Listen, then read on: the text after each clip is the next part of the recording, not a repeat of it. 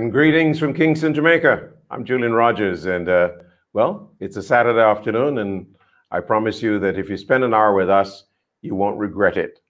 I know many of you have been curious about the title of this week's edition, TIEF from TIEF, Make God Laugh. Well, I have to tell you, if you don't understand that, then you are in very bad company. Trust me. So we said that we have a look at corruption in high and low places. And a lot of you are very familiar with Transparency International and the institutions that they have operated in at least 100 countries around the world. And that is the kind of framework that we're going to work with today, because Transparency International just issued their corruption index and indicated exactly where a number of Caribbean states stand. Some not so good, some not so bad, etc. But the bottom line is that we have a lot of work to do. And therefore, I thought I'd reach out to a couple of friends of mine and say, can we get together on Saturday and talk about this? One of them is Afro Raymond. He is a transparency activist. He's from Trinidad and Tobago. I know him from interviewing him several times there. And he's got a web blog as well, a Thinking Man's web blog, which I think you should really check out.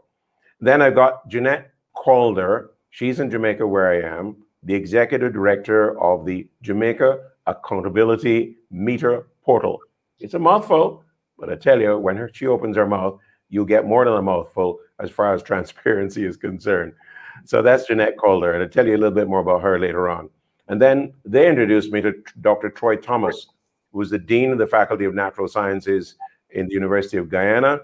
He's a statistician by training and occupation, but he's also been the past president of the Transparency Institute of Guyana. And I had a very interesting conversation with him leading up to today's show. And I hope that we'll be able to share some of the thoughts he shared with me a little later on. So welcome everybody, wherever you are, across the Caribbean and beyond the Caribbean. And we want to welcome, of course, people who are joining us on Barbados today for the very first time. Happy to have you on board. And please, everybody, keep liking Caribbean Bridges, and let's get together every Saturday. So here we are. Transparency, big watchword, but hey, TIEF from TIEF, make God laugh. Let me start with Afra and welcome him. He's got a great blog. Please, I tell you, check it out. The Thinking Man's blog, web blog. Afra, how are you doing? What's happening in Trinidad? Is Carnival? Well, what's happening in Trinidad and Tobago is not Carnival, but we have a lot of old mass, because what happened in the month of December 2020 was that the Public Procurement and Disposal of Public Property Act that we had worked on, and by we, I mean a civil society coalition. I played a role in that between 2010 and 2015. We wrote the law, which was in fact a serious improvement of controlling all transactions in public money. We presented the law to the then government, which was the People's Partnership, Mrs. Kamala Persad-Dessessa. And that law, we had to fight to get it passed, but it was passed as the first act of 2015, Act number 1 of 2015. In September of 2015, the PNM won the election, which is the party in power at the moment. And there's been a series of delays, what you might want to call serial delays, in terms of getting that law implemented. The procurement board was not appointed until 2018 January. And there have been delays after delays after delays. And unfortunately, it seemed to me, that's my opinion, it seemed to me that the civil society coalition that had fought to write the law, have it passed into law in our country, and to get it implemented, that coalition stopped its work virtually from the beginning of 2016. There was very little agitation. So the thing that we had crafted together, all the way from Labour, we had the Federation of Trade Unions, all the way from the left, all the way to the right, the Chamber of Commerce was in a coalition with us. I was at the time president of the Joint Consultative Council for the construction industry, and we had a leading role in that coalition. That coalition stopped doing its work, which allowed the party in power to drag its feet.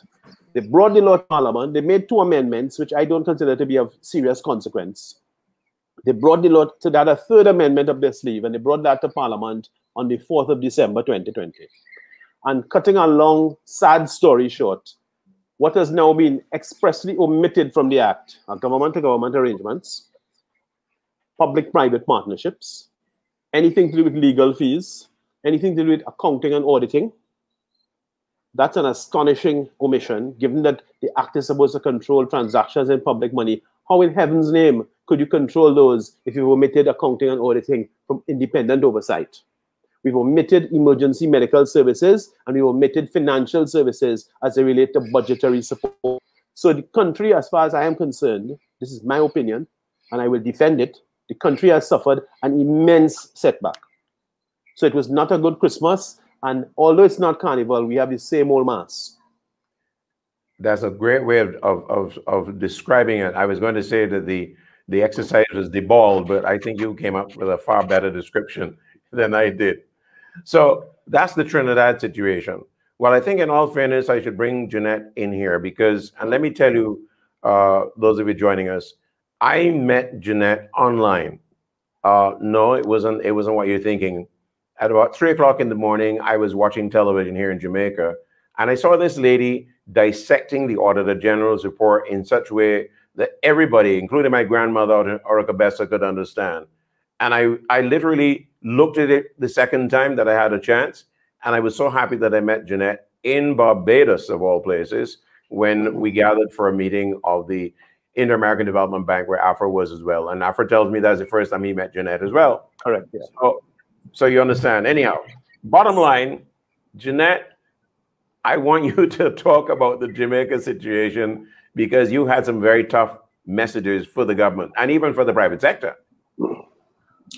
Thanks for having me. Thank you. It's good to be with all of you. And just picking up from where Afra left off, and Afra, you might not have known this, but I'm not kidding. When Julian talks about bucking me up at 3 o'clock in the morning, it was in 2009 when I first came across your TED Talk, where you were dealing with the situation in Trinidad. And I am not kidding when I said how much that really inspired me and left a lot of residue. So it was really wonderful to have met you last year and to be here with you.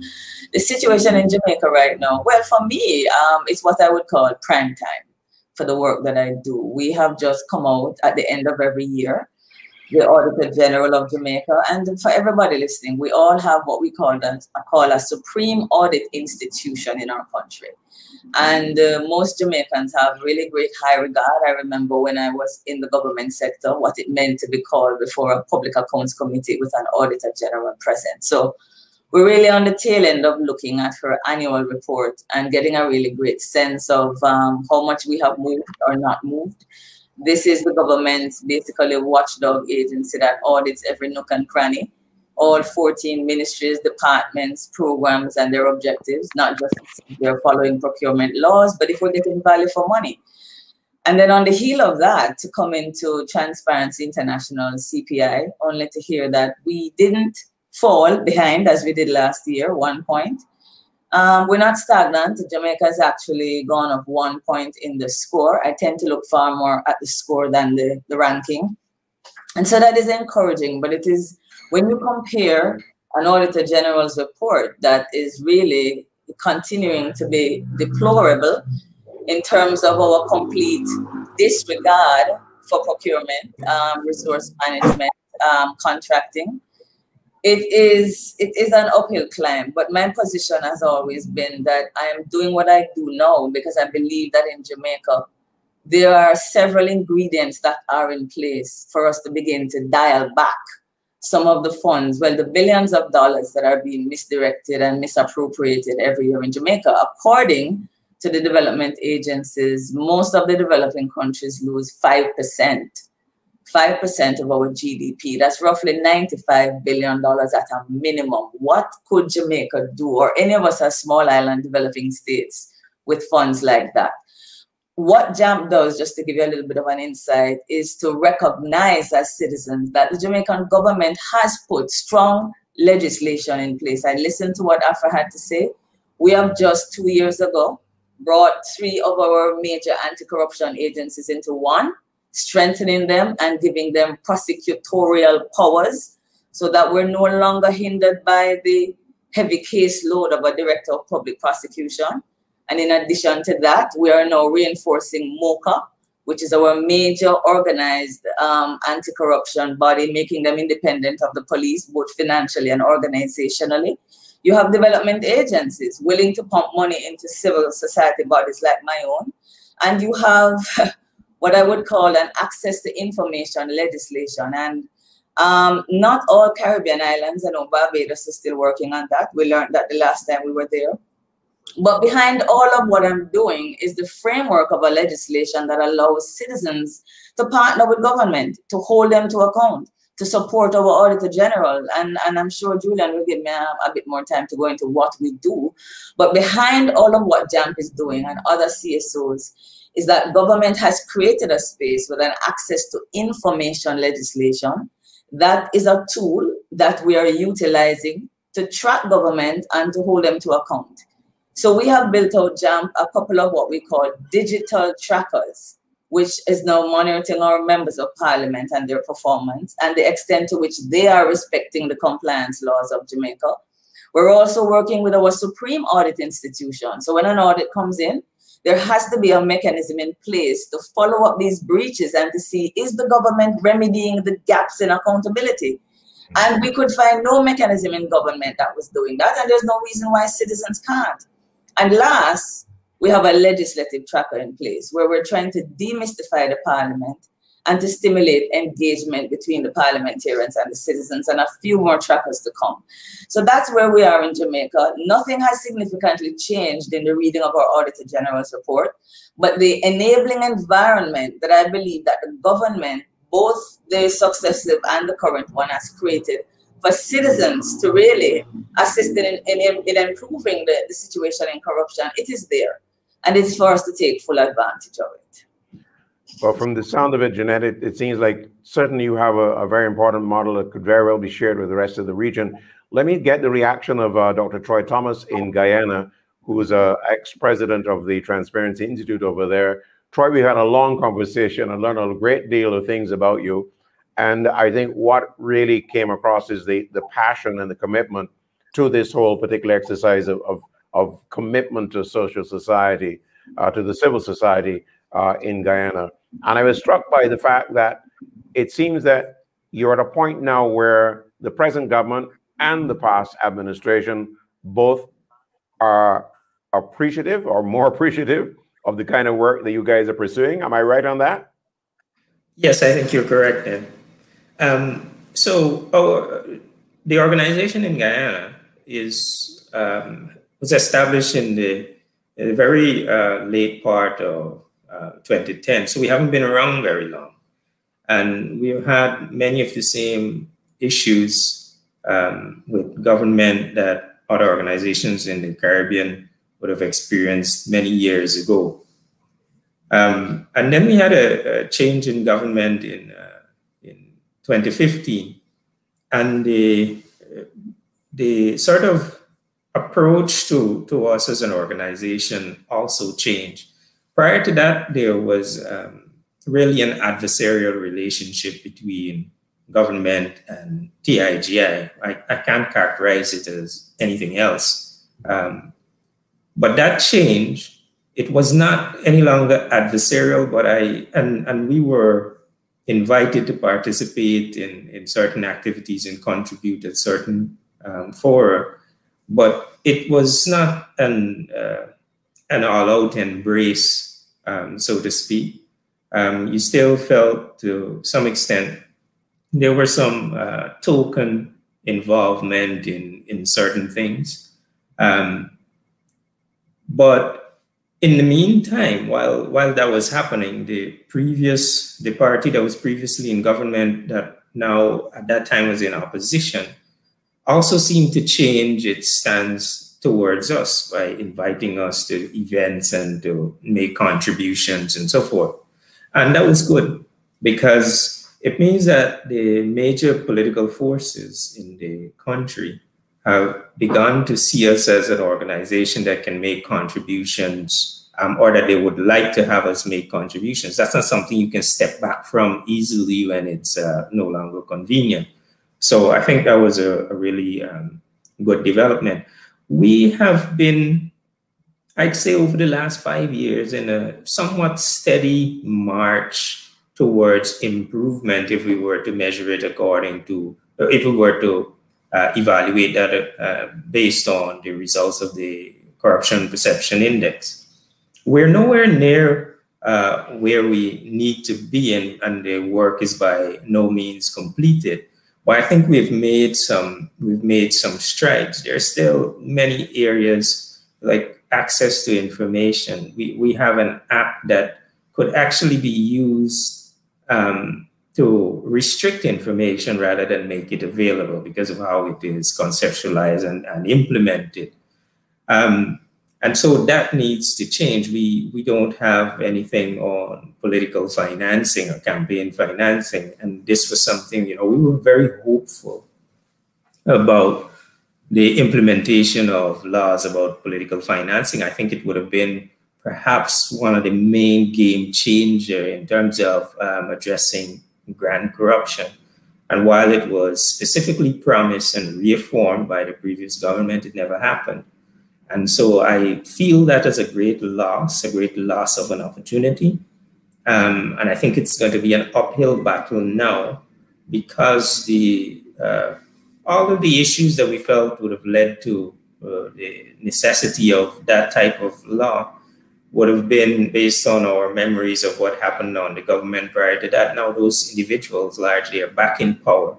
And I feel like we might have an uphill battle to push them to get laws like that in place. Nonetheless, I think while we can get frustrated about the situation, it's important that, for many of us to remain optimistic because one of the ultimate outcomes of frustration could be that you stop working, and we never want to do that. We have been making some progress. If you think about, we have the emerging oil sector in the petroleum sector. And for the first time, we've had contracts published. They weren't published on time or beforehand or whatnot, but we have them in the public domain. The government in Guyana has had deals with companies before for gold mining and all of that, and we don't know what the details of those contracts were. But the fact that we have that now open and in the public, we can say all we want about it. But I view that as a major change, a major stride towards transparency, and we gotta secure those gains even as we push for more. Well, we'll come back and give you a chance to talk a little bit more about the environment in Guyana. Let me remind all of you who are joining us right now that my guest this Saturday, Afro Raymond, who is the transparency activist and the man out of Trinidad and Tobago with what he calls the Thinking Man's web blog. Jeanette Calder, the executive director of the Jamaica Accountability Meter Portal. We're suggesting that she shortens it to Jamaica Accountability. And of course, you just heard from Dr. Troy Thomas, who is the Dean of Faculty, Natural Sciences, UG, as we say. And he's a past president of the Transparency Institute in Guyana. Let me remind you that you can share your comments with us. We certainly like to have them up on our screen and get the word out that we're up and running on Caribbean Bridges. Glad you're with us right now. I want to go back to Afro though, and from here on, I'm just inviting you guys to interact with each other. I mean, I'm not even a referee now. I'm prepared to listen and pick up what's happening. But Afro, when you listen to the Guyana situation, do you have any comfort at all, or am I picking up from your first bat? Was that the political forces are playing a major role in delaying the implementation that you expect? Good question, Julian.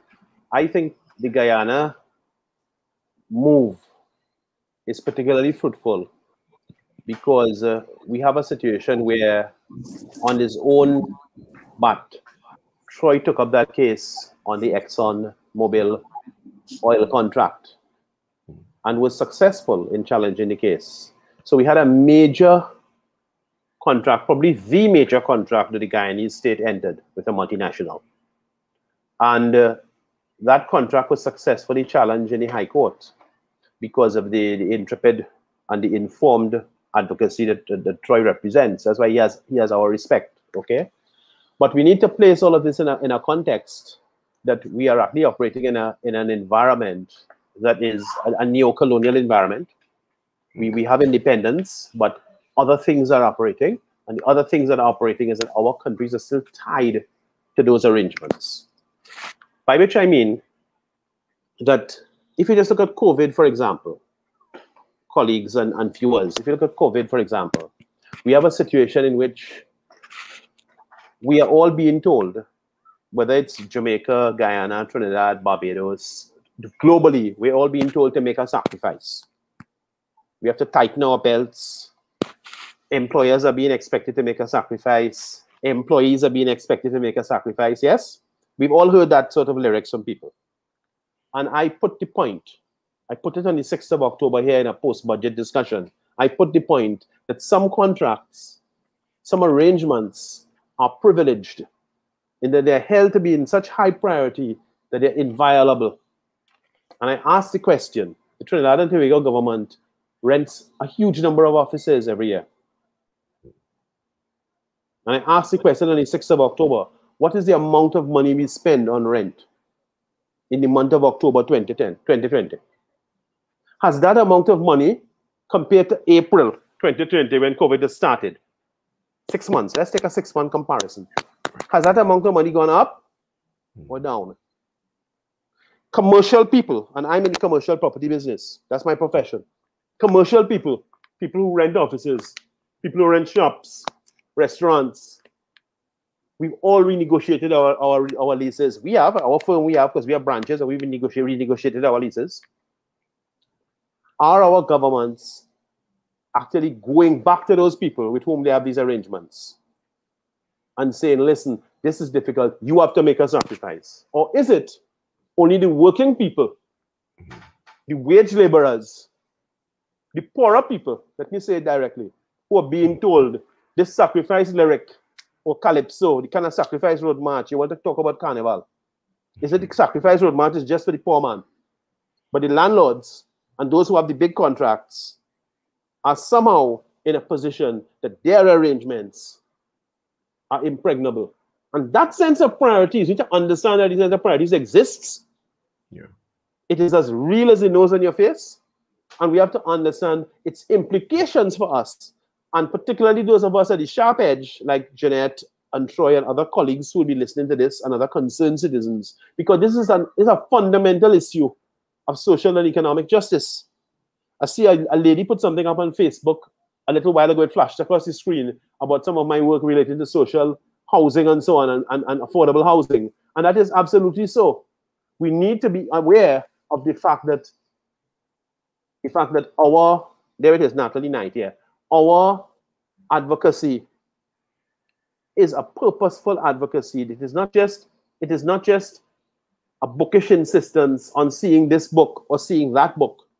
We want to see this book and we want to see that book because we want to restore a proper sense of order, and the fight, as far as I am concerned, is a fight for social and economic justice and to bring real meaning, content to independence, as opposed to just the form of independence, so that the assets of the country, the wealth of the country is used for the benefit of its people who need assistance.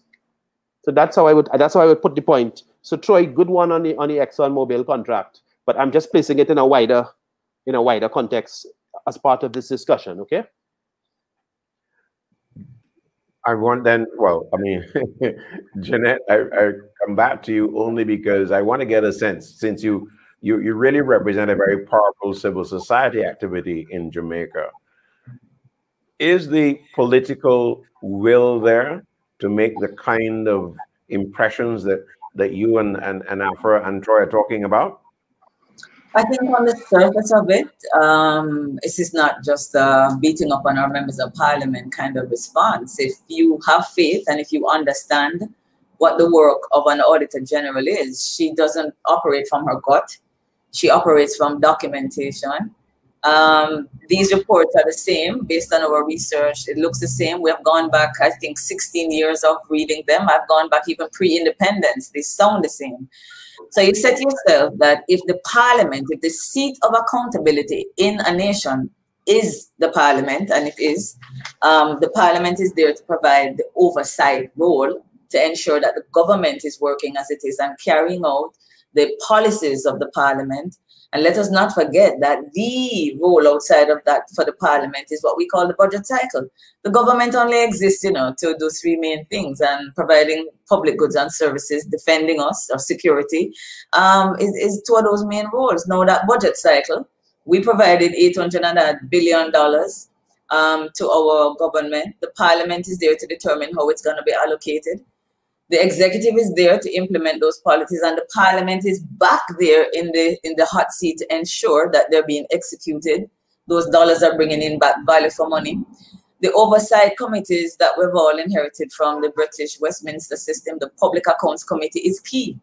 That Public Accounts Committee in all of our territories is really supposed to get the reports of the Auditor General, call in the executive and to hold him to account for what did not go the way it should, and to find remedies so that it doesn't keep on recurring. Now, the simple fact is that from the Jamaican experience, and I will bet from the few of the other territories that I have read, is that the Public Accounts Committee and the Parliament is not doing justice to that role of oversight. Where is the accountability? One of the things that is very encouraging is that transparency has improved in some and quite important regard in Jamaica. For example, prior to 2017, Jamaicans did not have the opportunity to watch the full length of a discourse between the Public Accounts Committee and the executive, meaning the permanent secretaries or management team and the technical team, answering questions about loss of funds or goods and services that disappear, or persons who are hired with contracts way beyond that which the Minister of Finance has authorized. We get to see that from beginning to end. And if you happen to miss it because you work at home, it is uploaded. That is something new. Jamaicans are beginning to understand better the role of the PAC. But here's the difficulty that we have. What is the role of the citizen? Where is the entry point for the citizen in that discourse? At the end of the day, I am the main check and balance, not even the PAC. So the question of Jamaica's PAC not functioning, because we watch these meetings year after year and we still get the same Auditor General's report. And JAMP's theory of change, Julian, Afra, and everybody listening, Troy, is that, you know, my mother taught me when I was growing up, if I point at anybody, there are three fingers pointing back. So I've been pointing at the government, I've been pointing at the PAC, but I've been neglecting the three fingers telling and asking me, what is your role, Jeanette? What is the role of all the citizens? I believe that Jamaica really does have an opportunity with all of those ingredients that I have mentioned, and power concedes nothing without a demand. And so, for example, we've had a report come out pertaining to the Ministry of Labor and Social Security. And I threw out a challenge on TV in an interview earlier this week that said, what if every citizen of Jamaica picked up this tool, this instrument, that my great-grandfather did not have the Prime Minister on speed dial, but we have him on social media. He's willing to speak to us. He has been. What if Jamaicans picked up this and asked every member of Parliament, which preferably yours, here is the Auditor General's report. Here is a matter I'm concerned about. What concrete action are you going to take when you get in the Parliament next week, Tuesday, to reverse this? Ask it publicly and continue to ask it until your member of Parliament answers. And on Tuesday, tune in to see if your member of Parliament stood up in the House and made a motion to ask for this matter to be tabled and discussed. Test it, try it. The bottom line, what I'm saying, Julian, is that we call them representatives. They are supposed to be representing our views. But if I don't approach them, if I don't say what I want them to go down there and say, then really, am I not also a part of the problem? So that is what JAMP is doing. I love Caribbean Bridges because we've been saying JAMP wants to be a tool that bridges the gap between the citizen and the Parliament, the citizen and their member of Parliament, and particularly allowing the diaspora, the voice of the diaspora, to be engaged because of the power of social media. So that is my view on it. I don't think we've been battling Crime in Jamaica, we also had very bad news this week, not just with the CPI, but in terms of where we are. We're now #1 in the world. We've always been shifting between 1, 2, and 3. But what I want to pause, you know, and allow someone else to speak is, I want to say this much. When it comes down to crime, I don't know where the next den of iniquity is going to spring up. And I don't know who is next. But I think it's very different with corruption. There are 3 things that have to come together for Jamaica to continue to lose $95 billion a year. It has to be that those funds are being leaked where oversight, the parent ministry is not providing oversight, the parliament is not providing oversight, and the Ministry of Finance is not providing the oversight. That's one. Number 2, there's just 3. Number 2 is that there's no proper financial reporting. We have agencies of government who have collected billions of dollars over 5 years and have never reported back to the parliament how they have spent this money. That's crazy. So wherever you see lack of financial reporting. And then the third, to create that enabling environment for corruption, is really wherever you find disregard for the procurement rules of Jamaica. Now, wherever those 3 are coinciding, and we can tell by looking at what the Auditor General says, that's where Jamaica needs to focus. And that is where we will be able to dial back the funds that we're losing and close the noose on corruption. It is not as difficult as we think it is. Yeah. Let me while I have you there, Jeanette, look at the question on the screen. You want to respond to that now? Yes, there is. There is whistleblowing legislation in place. It still needs to be. The difficulty is you put a reasonably well-sounding whistleblower legislation in place. But the reality in the office is that people are really not convinced that if I step forward and say something, that I'm not going to be victimized, that I'm going to be promoted, well, let me put it this way, that the opportunities for promotion that come, that I won't be passed over, that I'm not going to be victimized and cold-shouldered in the office, or in real languages, that I won't end up going home to my family. So we have the legislation in place. However, we still have on the books that official state secret that almost all civil servants had to sign. So there's a contradiction in the law whereby we still have the official State Secrets Act riding along with a whistleblower legislation. Personally, I have heard MOCA, the Integrity Commission, and the Auditor General in Jamaica state that the majority of their special reports come from whistleblowers. Person who find ways and means to get in touch with them. You walk into an internet, you open a new email account at the internet where they can track it back to your personal laptop. You write the Auditor General and you leave the place and they act on that. So I want to encourage civil servants, and it has been increasing in Jamaica, whistleblower legislation or not.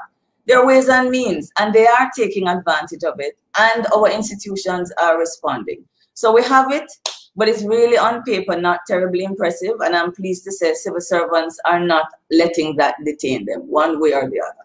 Yeah. All right. At about this point, I'm supposed to say that you're watching Caribbean Bridges, etc., but I think Jeanette did a great job of it earlier by reinforcing the value of this session. Thank you very much, Jeanette.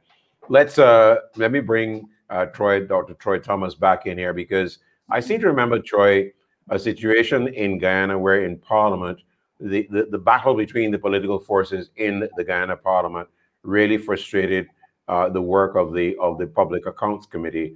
Am I right in that historical flashback?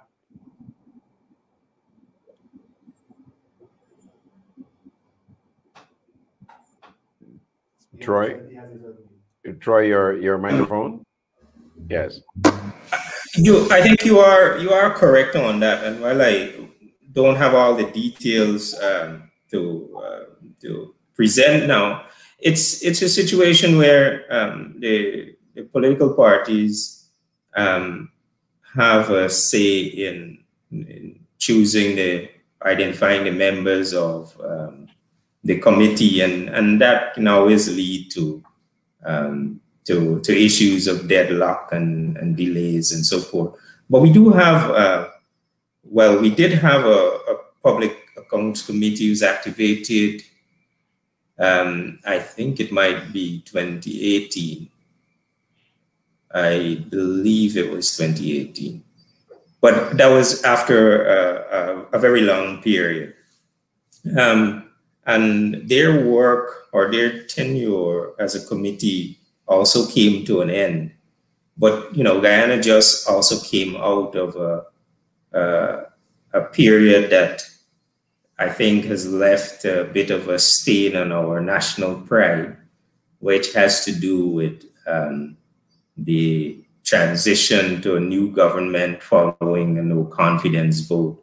So if we think about that entire period, which is about a year and a half, there was not much that was done in the country, and not much progress would have been made on some matters. So while there was a problem in the past, we seem to have gone over that hump. There were other things that popped up along the way that hindered not only the function of any particular committee, but generally, in fact, even the work of civil society in some cases were stalled because the people that you might have to refer to were not really in a position to respond in the kind of ways that you would want them to respond. I'm glad that that period is now over, and with the installation of a new government. And I guess now we have to try and get everything in place, get everything up and running. But I do know that the Public Accounts Committee was put together, and it was doing its work for a period before we went into that sort of period of political turmoil. I'm just going to extend it by moving beyond the public accounts, because in the current situation, there are a lot of reports about very illegal transactions, alleged legal transactions actually, involving land, vehicles, all kinds of things. And you got a government agency in the new administration, so to speak, that's been digging into all of this, and we get all these reports about, you know, what we might very well say as bubble or scampishness going on in that environment. Is transparency on top of that? So we have, I think you're referring to SARA, State Asset Recovery Agency. Yeah. Yes. So we have been taking note of what SARA has been doing. There have been lots of accusations about, you know, misuse of public funds, resources. There were even cases that went to the courts when that new government took office in 2015. Subsequent to that, as far as I'm aware, nothing came out of that. And I think they lost one of the cases that had to do with transfer of government vehicles. By and large, what happens, and without attempting to make a pronouncement on the substance of those cases, when you have an environment where corruption is pervasive, it weakens even the state institutions, and so the institutions they don't have the capacity to do what they need to do, like prosecution, putting a case together. So you're going to lose those cases. And it seems like to a large extent that is what happened, because we were quickly hearing about queries regarding how evidence was obtained and whether the people who did it were the right people to produce that evidence, whether the forensic audits that were done were at the standard required to support criminal conviction and all of that. So my own take, though, is I am not so sure that our political leaders, that among them there is the will to bring to justice or to hold to account other political leaders who would have engaged in that type of activity. I think there is more mileage to be had from the public show of it. And I say that because so far I have not seen any of those leading to something really, you know, definitive, substantial. Impunity is still very much alive in Guyana, and I think as long as that remains, there isn't too much of an incentive for people to avoid certain activities. So what we're hearing now that a new government is taking office, we're hearing accusations about past holders of the offices as well. And it seems like we're about to go through another cycle of that kind of thing. But I think SARA, there were debates about its legality and its mandate and how it was set up and all of that. And ultimately, I don't think we've had any, substantive report out of SARA on, what it was able to recover on behalf of the people. I understand that there were some cases that were settled privately, and if the goal is to recover the assets, prosecution might be a secondary goal. I can understand that, but by and large, I don't think we had say a delivery on what we might have expected to be delivered, given the what was said about these situations before, what we were led to believe about the extent to which things were happening. Troy, you give me a good lead to AFRA at this point, because while we focus a lot on the matter of procurement and so on regarding government agencies, if we are to stamp out corruption, we need to also look at corruption in the private sector. And I know that everybody has a story, but nobody wants to come forward and stand up and say this person thief and that person thief and whatever else. It reminds me of former Prime Minister Patrick Manning in Trinidad saying many times ago that we know who Mr. Big is. But AFRA, let's talk about the matter of corruption in the private sector and maybe where it is being facilitated by people in the government sector. Yeah. Well, thanks, Julian. The biggest example, I would have liked to have come in on the Public Accounts Committee question, but I'm sure we'll talk again. No, hold on. Go right ahead on the pack. Right. Let's talk about that for a second. Yeah. I'll give an example of the situation here. We have a very diverse series of Public Accounts Committees. I'm responding to Jeanette's points, yeah? And I'm just going to cite from an extract. So the Public Accounts Committee in February of 2013 made a report. And the chairman of the committee was actually complaining about the same thing, Jeanette, non-receipt of up-to-date audited financial statements by state enterprises, yes? Which continue to be the most severe impediment. Listen to this. In February 2011, the committee, which is the parliament, wrote to the head of all state enterprises asking for the audited accounts to be submitted and updated as a matter of urgency. The committee received, this is 2 years later the committee is talking, because they're talking in 13. The committee received responses only 10% of the state enterprises. And that committee was sitting in 2011 to examine the accounts for Caribbean Airlines for 2008. You see the point? So we also have a situation where there are a series of laws, all forming a matrix of public financial management, Jeanette, which are effectively unenforced in a manner that wouldn't happen in a private enterprise or a group of companies. And let me make the point here, because there's a decisive point to come out here, which is that the learning from the Sharman report in the UK is that, in fact, public money has to be treated to a higher standard, managed to a higher standard, and accounted for to a higher standard than private money. And if, therefore, I could say irrefutably that could not happen in a group of companies without people losing their jobs and their pensions and probably facing criminal charges, it should not be able to happen in our public money, yes? And I think that is an important point for us to keep uppermost in our minds as we go forward in the campaigns. Now, Julian, let me deal with your point about private sector corruption and the interface with government, with the biggest example, which I have spent a lot of time working on, which is the CL Financial bailout. CL Financial was the biggest commercial and financial group ever formed in the Caribbean, ever. It was formed by people of African descent. Let's put that out there. Okay, for all the people who, black people can't do this and black people can't do that. Black people ran, developed and designed and managed and took CL Financial to its heights.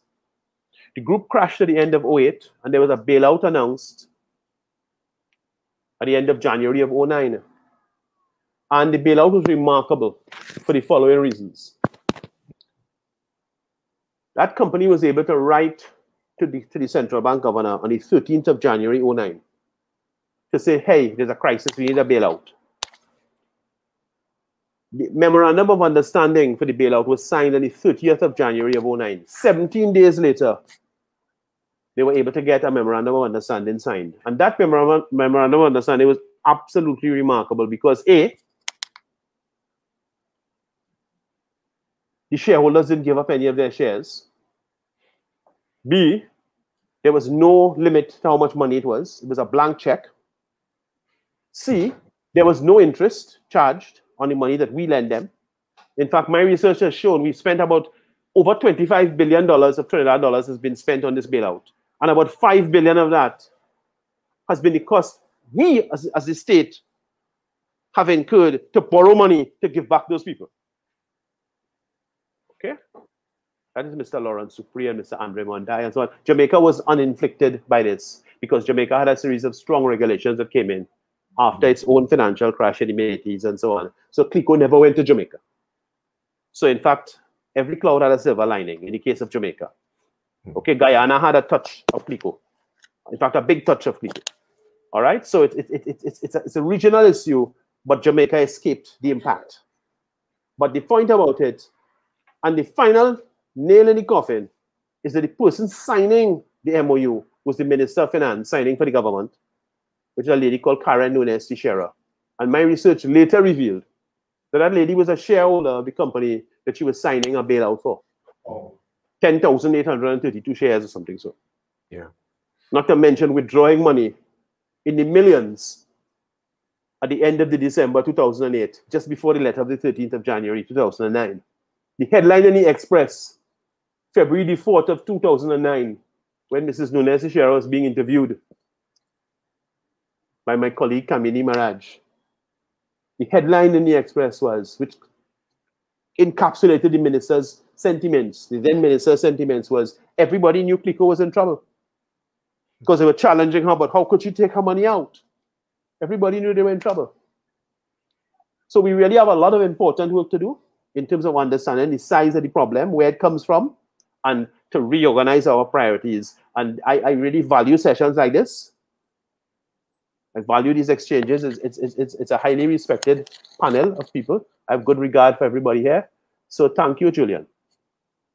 Okay. Wow. You just brought back a lot of memories in terms of my journalistic work in Trinidad and Tobago. And I remember those times very, very well, and the contentions, etc. Jeanette, you've heard that Trinidad and Tobago situation. I know you can flash back to what Afra referred to at a time when really Jamaica was really bombarded by a lot of the fallout in the commercial sector. We're now in a new environment as far as I'm concerned. I've only been here for 2 years, but I get a different sense. Is it because of the steps taken, as Afro suggested, to that whole situation and created a different environment now?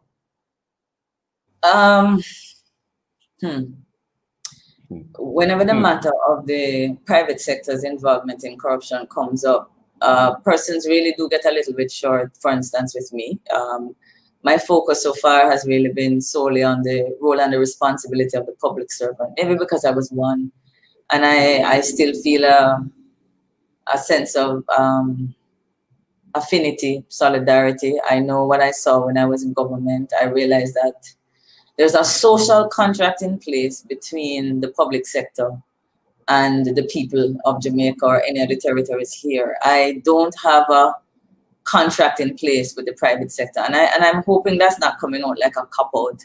It is because it's the nexus between the public and the private where corruption happens that I believe that if we really begin to hold the public sector to account, and those that came to me and Jamaica and said, vote for me, let me go and represent your interests, and the others that we pay for in the executive, we pay their salaries, why I really unapologetically have focused far more on the work of getting public sector transformation believing if we do that, a lot of what needs to happen in the private sector will happen. There are really only two things I saw when I was in government. I was in housing and contracting, and wherever that is, you're going to find inducement and enticement. You don't only have to have people, it's not so much a case of the public sector going to the private sector. The private sector really comes and induces and entices, and if the environment is right for it, they'll take advantage of it. So I'm agreeing with Afra, but so far in terms of the kind of work that JAMP is doing, we're solidly looking in the space of strengthening the existing accountability mechanisms of government, because we have solid foundation for that. And I see, you know, the question about change flittering across the screen. And I am a great believer in what Margaret Mead says, you know, it only takes a small amount of citizens to change the world. And that's what's going to change each of our territories. Change is happening in each of the territories, folks. The question is the degree.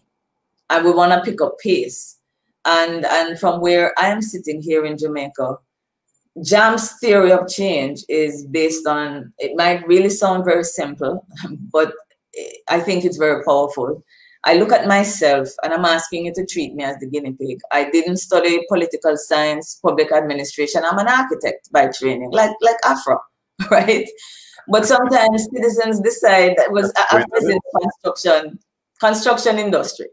We're not coming out of this space people think we would typically come out of. But there are two things that led me to do what I'm doing now. And I'm planting the seeds, believing that I'm not special and I'm not unique. There are three things that I learned. One, what is the accountability framework for your territory? You've got to figure that out. The more people understand the mechanics of that, is the more encouraged they are. There were things in my heart that I could not get out through my mouth until I could understand that. Then I could articulate the things that we all have in our heart. The next thing is that I needed to understand what I call the national budget literacy. Everything we're talking about here have to do with the national budget, you know, from the planning and the formulation to the debate and the approval process to the implementation of the budget and then the monitoring and the scrutiny. I used to think the budget process stopped at once it passed in the House. No. And then the question is our role in those four phases, because the whole of that is capturing what government does and how we interact with it. And the last and the third thing is we need to demystify Parliament. Every Monday, the cabinet meets to make decisions about my life and yours. Every Tuesday, the government meets, the General House. And then Wednesday and Thursday, the Public Accounts Committee and then the Senate. Those are all decisions that impact my life. And I need to understand how it works. And the beauty of it is, the more we understand is the more citizens begin to engage it. And the more we begin to engage it is the more we can now what? Influence those hands that's writing legislation, writing policies, and meeting in secret places with people. I am now able to have the conversations I have, leaning and pressing on government because of those three areas. And the knowledge empowers us. And I believe that the environment in all our territories are changing, as well as our leaders, but we don't realize how much until we put it to the test. So the ground is fertile for change. I'm terribly encouraged about it. Backed by an Auditor General and 120 Jamaicans there who are faithfully doing their part, asking us as citizens, you're really making it too easy for these guys. And that's what I think. We have made it too easy. There has to be a higher cost for corruption. We have really made it very easy. Sometimes I think they sit back and say, boy, I can't believe we got away with that. Yeah? Yes, and I want to put the Troy in a couple of minutes. The fact is that we focus a lot on government. We suggested the private sector as well, but somebody reminded me that little people are also involved in the corruption practice because, you know, end up paying bribes is who you know, who you push, whatever the case may be.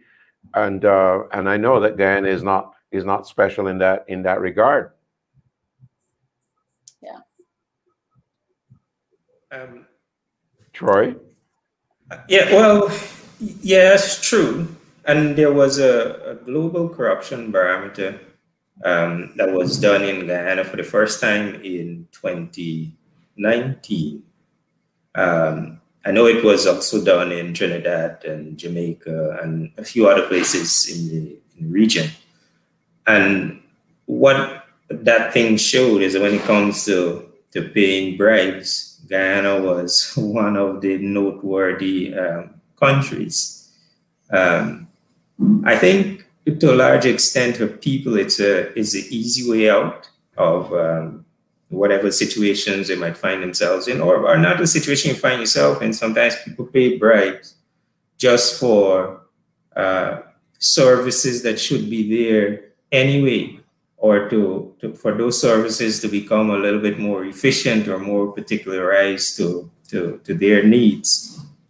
But it's because of the weakness of our institutions and how they've been broken and misused and abused over the years, people feel exposed and as if they have no one to turn to get support in the right way. So the easy way out is to do this. If you have something with you get into some issue with somebody, do you call the police in to resolve it? That might actually add to your burden. Some might rationalize and they find some other way to settle it. And the corruption thing what we do focus a lot on the public sector as well. And I agree, because the leaders in the public sector, they're really responsible to the people. They should be responsible to the people. So it's a lot easier for us to focus there and ask for things and press for results than to go to a private business and do the same thing. They're not responsible to us in the same way. And so our approach to corruption in the private sector needs to be a little bit different. TI, Transparency International's definition of corruption itself focuses us on grand corruption and corruption in the public sector. So a lot of the transparency organizations would tend to focus more there. Something that on the question that somebody was asking about, how do you effect change?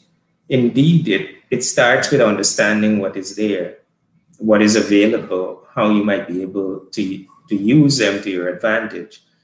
But there's a lot of change happening, and I do agree that the pace of it is what we are not at peace with, because there is a lot of common sense things that can happen right now, but they take years to happen. And so we continue to bleed resources as a result. And that is what gets to us sometimes. And so, on the question of why we talk so much about these issues, I also say to people, from the TIGI experience, that we're a watchdog and not a cheerleader. We got to find ways to recognize the positive changes, but ultimately I'm a watchdog. I go after where the issues are and where there is need for change, and don't, sit back on the things that we achieve and say, well, this is great, we're doing good. Budget is an important issue, and I don't mean to speak for TIGI, but I know this is an important thing on the agenda of the organization now. Making that budget understandable to citizens, putting something in place for citizens to interact with that budget and know what's going on there. We also want to be able to track what is happening with oil money. Where is it going? Which communities are benefiting? Which ones are not? So that you can, you can direct your advocacy to if this money belongs to all of us, you know how to direct your advocacy to get the kinds of interventions that you want. And so, yes, I think finally, our young people across the region need to get involved. A lot of them are involved, but we need them. And we absolutely have to start addressing this thing through education as well, through formal education. Troy, I think that's a very, very good point to make, and a good closing point as well. I want to thank Afra, Raymond in Trinidad and Tobago, Jeanette Calder in Jamaica, and of course, Troy Thomas in Guyana for joining us in this session where TIEF make God laugh. I'm Julian Rogers in Kingston, Jamaica. Spread the word. Caribbean Bridges is right here every Saturday, 6 o'clock in the Eastern Caribbean, 5 o'clock in Jamaica. Be safe, everybody.